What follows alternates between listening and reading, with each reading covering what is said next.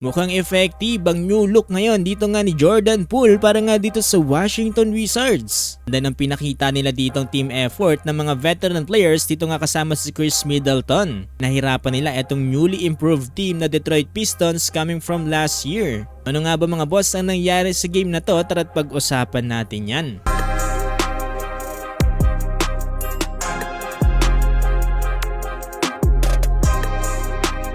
Eto na mga boss, no, laban nga sa Eastern Conference, top 6 sa Detroit Pistons kontra nga dito sa last team na Washington Wizards. Dos para dito sa Detroit Pistons, no, laki ng improvement nila dito nga coming from last year.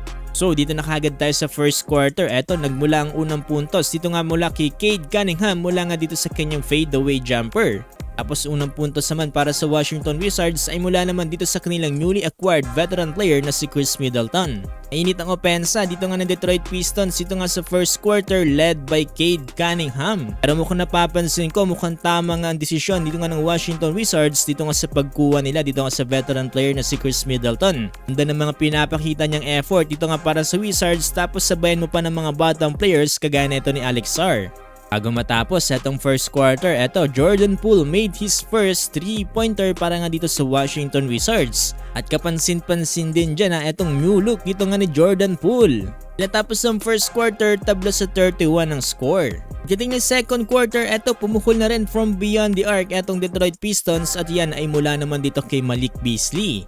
Perfect din ang pagkakakuha dito ng Wizards dito nga para kay Marcus Smart. Maganda ang kanya nagiging performance for Wizards this last few games. Under 8 minute mark, eto Cade Cunningham muli na namang umatake dito mula sa Detroit Pistons. Stop and pop, pasok nga yan. Dahil nga maganda na ang pinapakita dito ni Chris Middleton para sa Wizards, eto dinoble team na siya dito ng Detroit Pistons. Sagutan dyan ang magkabilang panig at pareho nga silang nagpakita nga dyan ng napakagandang shooting from beyond the arc. Tapos eto pa, Jordan Poole hits his second 3-pointer para nga dito sa Washington Wizards. Papansin ko okay na rin yung decision making ngayon dito ni Jordan Poole, hindi niya na basta-basta tinitira na lang yung bola.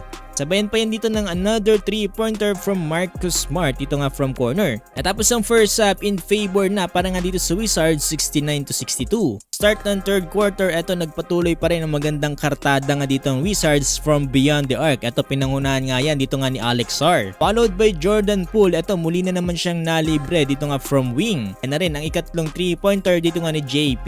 Dahil nga dyan umangat na rin sa double digits ang kalamangan dyan ng Wizards itong under 10 minute mark. Pero hindi pa rin sumusuko dyan ng Detroit Pistons. Eto, todo kahit pa rin etong si Cade Cunningham. For the meantime, eto ganda pa rin ang ball movement dito nga ng Washington Wizards. At eto nalibre na naman etong si JP dito nga sa wing at naipasok niya nga dyan ang kanyang ika-4 na 3-pointer. Pero medyo nag-relax dyan itong Washington Wizards at ito unti-unti nga silang hinabol dyan ng Detroit Pistons. Yan nagawa nga tuloy silang lamangan dyan by the end of third quarter 101-96.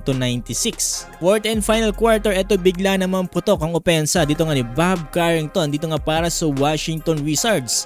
Actually, kung wala siya dito para sa Wizards ay baka natalo sila dito sa game na to. Sabi yung pinakita nilang hustle dito at syempre natulungan din siya dyan ni Alex Sarr at ito ni Keyshawn George. Final score 129-125, panalo ang Wizards. Nanguna nga dito para sa Wizards atong si Alex Sarr with 19 points at ito 17 points para kay Jordan Poole, 16 points naman para kay Chris Middleton, 38 points naman para kay Cade Cunningham.